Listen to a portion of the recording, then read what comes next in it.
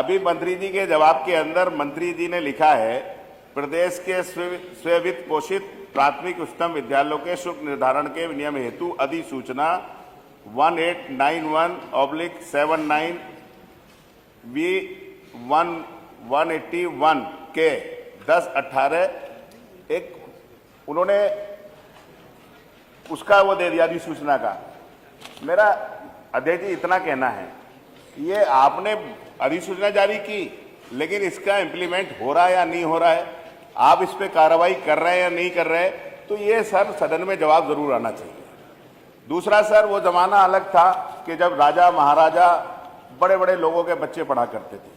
अब जमाना आ गया कि हर आदमी क्या है, रेडी लगाने वाला, खोमचा लगाने वाला, गरीब से गरीब आदमी भी ये जानता है कि अगर उसके बच्चे को अच्छा जीवन जीना है तो उसको शिक्षा जरूरी है। शिक्षा इतनी अहम हो गई है, और मैं ये बात इसलिए कह रहा हूं सर, सरकार की ये जिम्मेदारी है, प्राथमिक शिक्षा बुनियाद है, सरकार की ये जिम्मेदारी है कि वो आने वाली नस्लों के लिए इतना स्ट्रॉन्ग, इतना मजबूत बुनियाद रखे कि हमारे बच्चे किसी भी परीक्षा में, किसी भी देश में जाके नीचा नहीं झाके। लेकिन सरकार क्या कर रही है सर, प्राइमरी विद्यालयों के लिए बंद करने की बात करती है। जब विपक्ष चिल्लाता है तो उस पीछे हट जाती है। फिर सरकार क्या करती है, जितने भी उसके अंदर टीचर्स हैं उन टीचरों के ड्यूटी पे लगा देती है। ड्यूटी लगाती है चुनाव की ड्यूटी, जनगणना की ड्यूटी, बीएलए की ड्यूटी, पशु गणना की ड्यूटी, चुनाव की जितनी ड्यूटियां हैं सब टीचर लगाते हैं। तो सर आप मुझे बताइए, जब टीचर सारे काम करेंगे तो बच्चों को पढ़ाएंगे कैसे?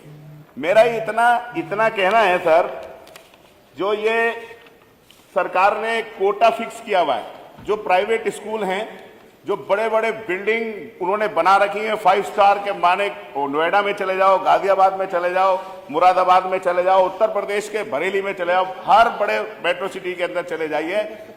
आज जो उत्तर प्रदेश की प्राथमिक शिक्षा है, ये आप फ्री में खाना दे रहे हैं, फ्री में कपड़े दे रहे हैं, फ्री में सारी चीजें उपलब्ध करा रहे हैं।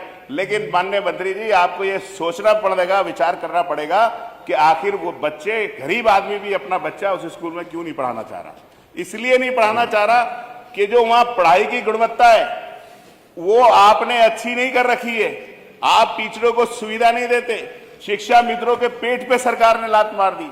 शिक्षा मित्र, आप मुझे बताइए, एक प्राइवेट स्कूल में 50-50 हजार की सैलरी है, आप उस गरीब शिक्षा मित्र को 10,000 रुपए में पढ़वा रहे हैं, लगातार वो मांग कर रहे हैं, आप उनका वेतन तक बढ़ाने को तैयार नहीं है। आप जो टीचर है बेचारे, उन्हें 30-30 साल पढ़े हुए हो रहे। सुप्रीम कोर्ट में आपने पैरवी नहीं करी, सुप्रीम कोर्ट आपने जाके अच्छी पैरोकारी नहीं करी।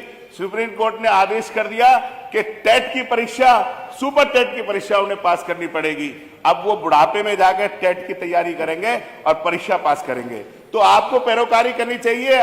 दिल्ली में आपकी सरकार, यहाँ पे आपकी सरकार, आप ले आइए कोई ऐसा कि उन्हें सुविधा मिल जाए। मंत्री जी बैठे हैं, हमारे संसदीय कार्य मंत्री जी इतने अनुभवी हैं, मैं समझ सकता हूं कि उनके अनुभव को कोई चुनौती नहीं दे सकता। वो किसी भी स्तर पे जाके किसी भी पद को सुशोभित कर सकते हैं, सिर्फ इसलिए कि उनका अनुभव है।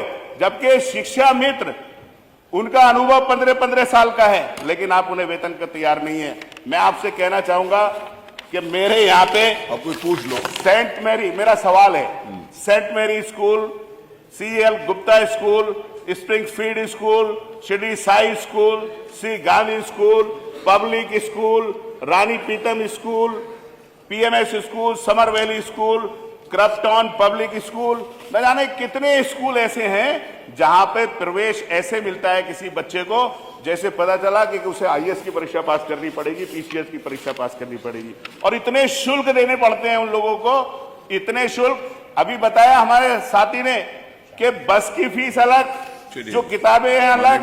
मैं माननीय मंत्री जी से एक सवाल करूंगा कि जो आपने गरीब बच्चों के लिए कोटा किया है पब्लिक स्कूलों के, वित्त पोषित स्कूलों में, उस कोटे को आप भरवाएंगे या नहीं भरवाएंगे? दूसरा मेरा सवाल है कि जो शुल्क उन्होंने किए हैं उनके लिए आप निर्धारित करेंगे नहीं करेंगे कि इस स्कूल के अंदर इतनी फीस ली जाएगी?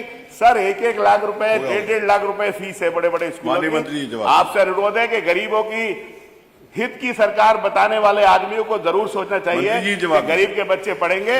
आपने मुझे पूछने का मौका दिया, बहुत बहुत धन्यवाद।